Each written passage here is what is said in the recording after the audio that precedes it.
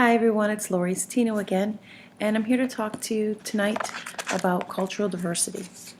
You'll see my PowerPoint, so hopefully you can pull that up and listen along. I'd first like to define cultural diversity for you.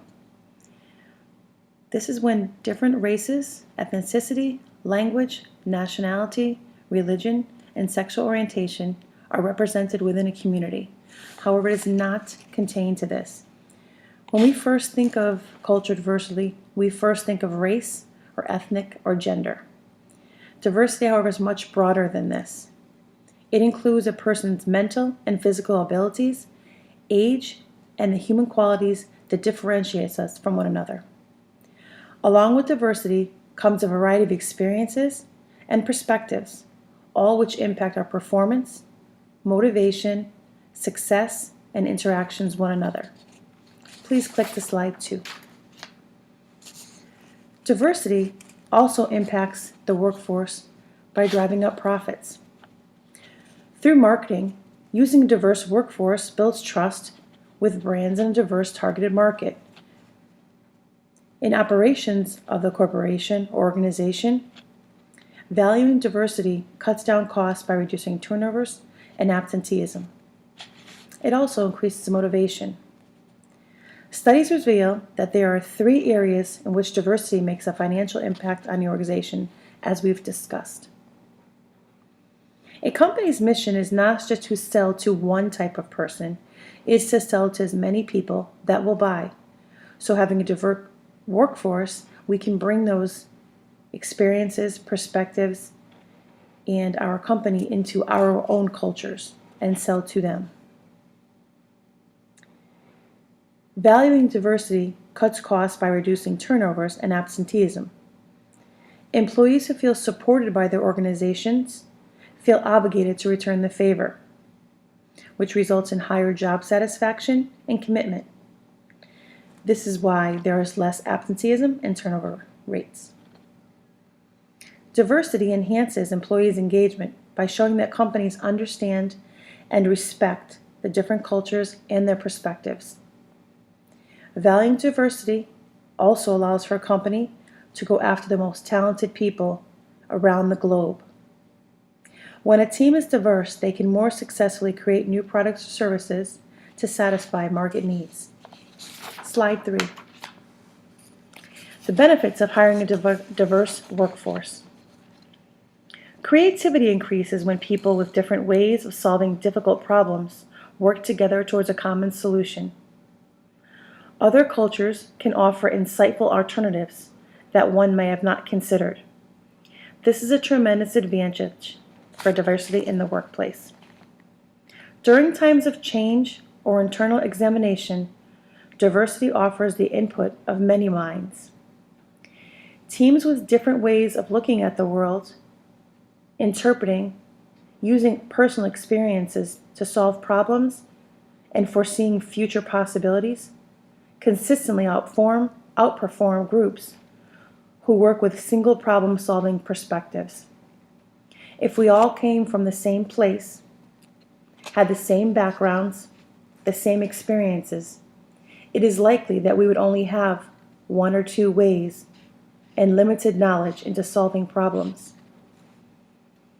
Culturally diverse employees bring to the table new ideas about products and services. They can provide marketing approaches that will appeal to the people of their culture. Various perspectives contribute in sifting out flaws or possible threats, things that people who all think alike may not even consider. Utilizing others' experiences and perspectives as a tool for change can be quite beneficial for any organization. Seeing the world through someone else's eyes can inspire understanding, which can lead to unity, and also propose specific strategies that will improve communication internally as well as externally for that organization. Hiring team members with multiple languages also can be an asset in communication both domestically and internationally. Slide 4, please. Just a few stats and facts. The number of women in the workforce will be represented by 2014 as 46.8%. By 2020, the white working age population is projected to decline from 82% to 63%. During that same period, the minority portion of the workforce is projected to double from 18% to 37%. The Hispanic Latino portion is projected to almost triple from 6 to 17%.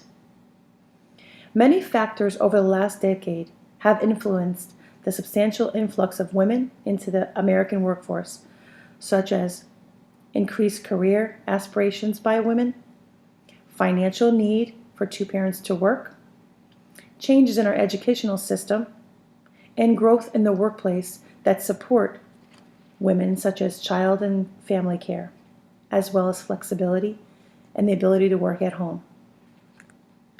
This demographic shift can be traced to two primary causes. Large numbers of younger Americans, ages 0 to 44, are ethnic minorities. Increasing numbers of white workers are reaching retirement age. Over the next 15 years, the largest increase in the younger U.S. population is projected to be Hispanic or Latino. Slide 5. Consequences of ignoring diversity. Unhealthy tensions and relationship among employees. You don't want to have a lot of outgroups, and when people start to use stereotypes, they tend to make people in outgroups that really shouldn't be there. It causes tension and not a good place to work. Increased conflict. When people are ignorant to another culture, conflict arises. The inability to attract and retain the most talented people.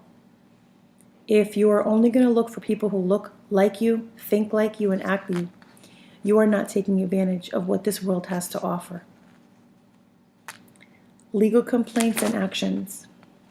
Everyone needs to be aware and understand all the legal implications of hiring a diverse team.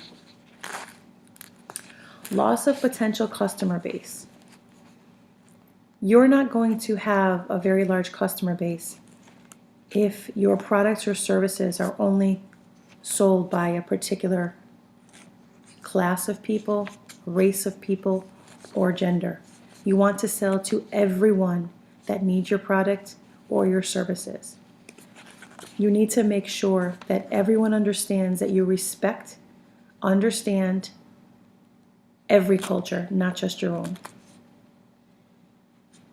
Falsifies beliefs that your way is the only way. There's always one more way to look at a situation. Next slide, please. These are 3 questions I researched that an organization should ask. What policies, practices, and ways of thinking within our organizational culture have differentially impact on different groups? Basically, how does what we say and what we do in our organization affect our employees? Second, what changes should be made to meet the needs of a diverse workforce and maximize the potential of all workers? In other words, what changes should we make to make all of our workers understand and to allow us to show them that we respect them as individuals? Question 3. How can we as an organization develop a workforce so that we are well positioned to meet the demands of the 21st century? This is no longer a stagnant world. This is a global world. How do we staff our organization to ensure that we have a diversified team that can lead us into the future? Taking advantage of all the world has to offer is key to success in today's world. Question 4.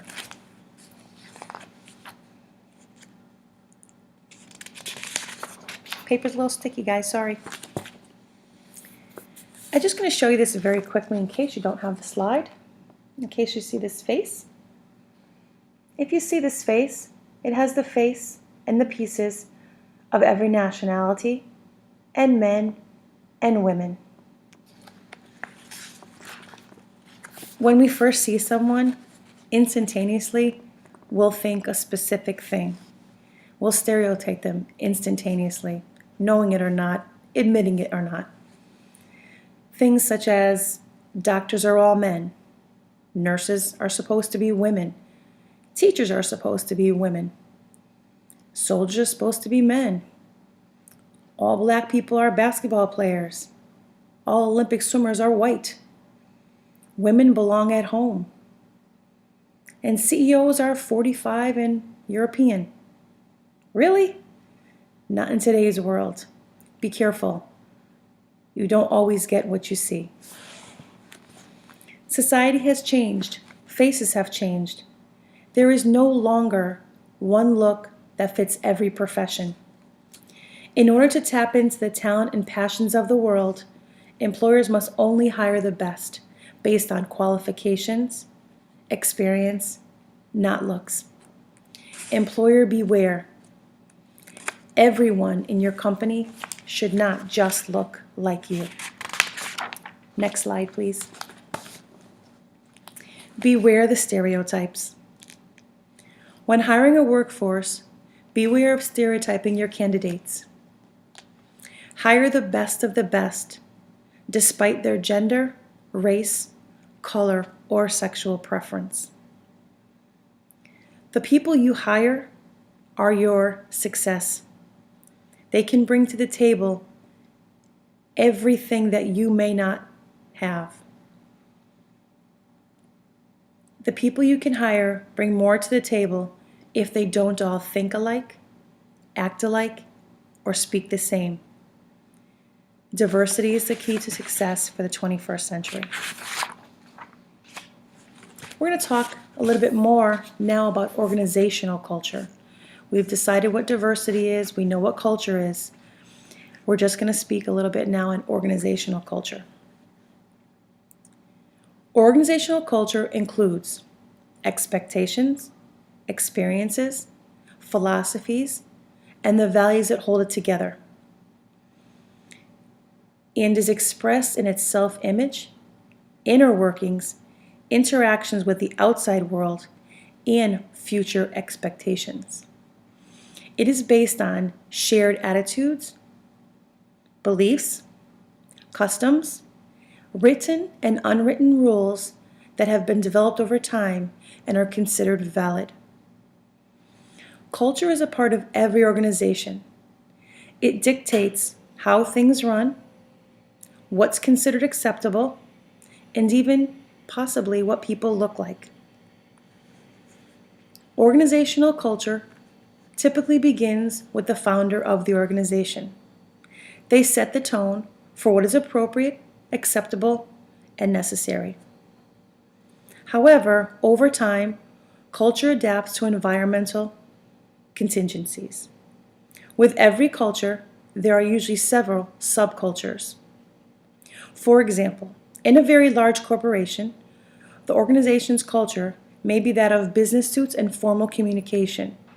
However, in the mailroom or other parts of the corporation, they may be more informal and informal attire. The management of that particular company may be very stern and unreachable, have a closed-door policy. But maybe in the IT department, it's fun-loving and they're willing to help at any time. They have an open-door policy. It's important to realize that an all organization is maintained through communication and the interactions between its people. Organizational culture is what people see when they walk in, what people see when they are walking around. That whole water cooler conversation, it's very easy to find out what your organizational culture is by listening. We all know about Google, so we understand organizational culture. Just remember that what you see on the outside, there are billions of little subcultures on the inside.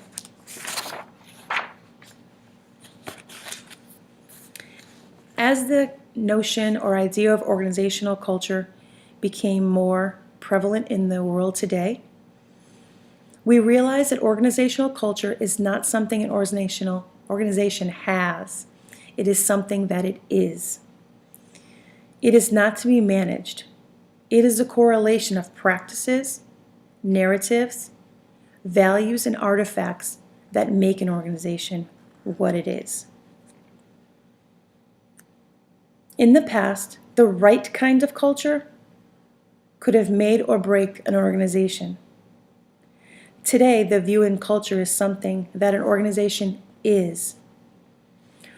However, who is determined to what right culture is for an organization? Does it just exist, or is it created? Are all organizational cultures the same? The answer may not be as simple as it seems. Culture is very specific to each organization and is created and maintained by its people. Some organizations have a very strong and defined culture, such as Google, whereas some cultures contain undertones and hidden by suits, such as Goldman Sachs. Next slide, please. I want to describe strong culture. Strong culture is when an organization knows exactly what its culture is. They know what they are striving for. They know the kind of people that they want in the organization. And the people who want to be in that organization are there specifically because that culture is who they are. It includes values, heroes, rites and rituals, and a cultural network. We'll take Google as the example. Google was started by two PhD students whose thirst was to create a useful product that would change the world for the better. Google's core principles that drive Google's actions are always putting the user first. Written as, focus on the user and all else will follow. Being socially and ethically responsible, you can make money without doing evil. And maintaining a fun, informal, and non-bureaucratic environment, you can be serious without a suit. This is how Google started, and this is still Google's culture now. We all saw that on our little clips of video in class. When an organization has a strong culture, it is very visual, even from the outside, outside the walls of an organization. Google's core values and beliefs are still today as they were when they began. Its heroes exemplify those values. In other words, higher management and owners. You don't just say what you want. You show your company what you want by your examples, by your actions, and by your words. Google will only hire individuals who share in their value system, since value cannot be instilled by an employer. I don't want to change your values as an employer. I want you to be with us because your values are the same as ours. I want you to be dedicated to what we believe in. I don't want to have to force you to do that. The rites and rituals are the ceremonies through which an organization celebrates its values. Google does this throughout every inch of its organization. When an organization has a strong culture, it makes for a better environment for its employees. It cultivates motivation and innovation. Next slide. If an organization has strong culture, it keeps employees actively and passionately engaged. I'll keep going back to Google because this is something we've all seen firsthand in class. Everyone at Google is actively involved, compassionate, innovative, and creative for sure. A strong culture impacts the values and norms of an organization. It creates and supports the mission and vision and values of that organization. The type of culture influences financial growth, internal communication, risk-taking, and innovation. Culture determines what clients expect of you, and if you are the type of company they could get along with. Many times, customers will not, for any reason, support a company that they do not feel has the same values as they do. BP lost a lot of its customers and a lot of respect due to the way it handled its crisis. So be careful on the culture and the values that you set for yourselves as an organization. A successful company takes more than just great products, a big bank account. A strong culture is essential.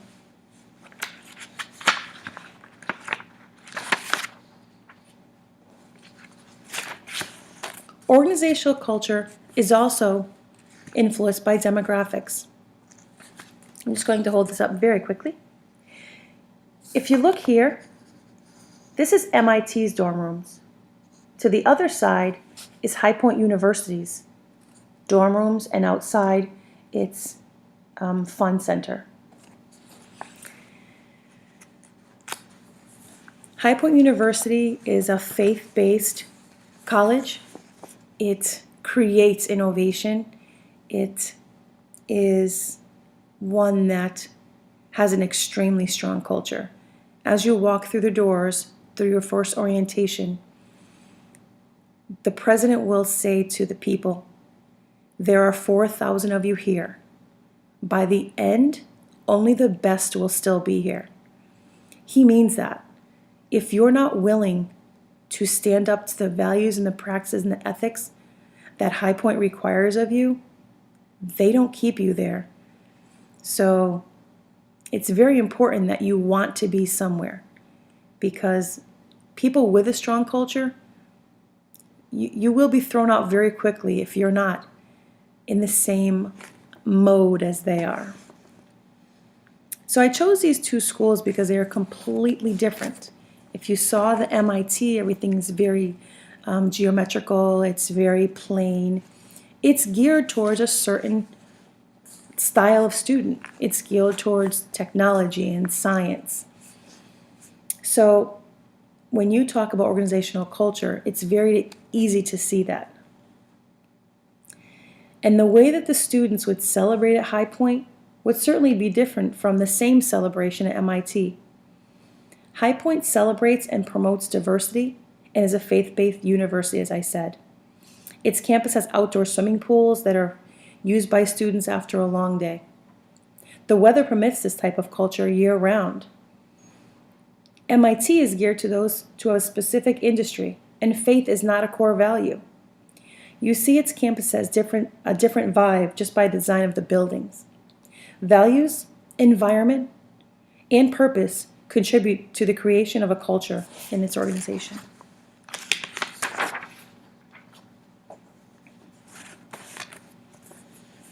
Culture in an organization needs to be cultivated. It's not something that just happens. It's not something that will run itself. A winning workplace culture does not happen by accident. It cannot be forced. It must be cultivated and nourished. Do you think the culture of Google happened accidentally? Or that Steve Jobs wears jeans to introduce new products just because? Organizational culture can be influenced by a strong leader or a more institutionalized things or practices that make up that environment.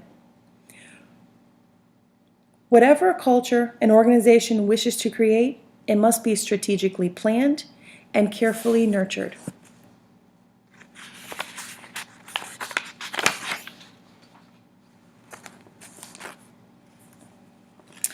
Diversity and organizational culture. Of course, every organization cannot be Google, and it's not meant to be. Some organizations just could never handle that kind of fun. Would be nice though, wouldn't it? Certainly, however, every organization can strive to create an atmosphere that is nurturing, fosters and manages diversity properly, respects the views and feelings of all its employees, and most of all, adds a little bit of fun to the day.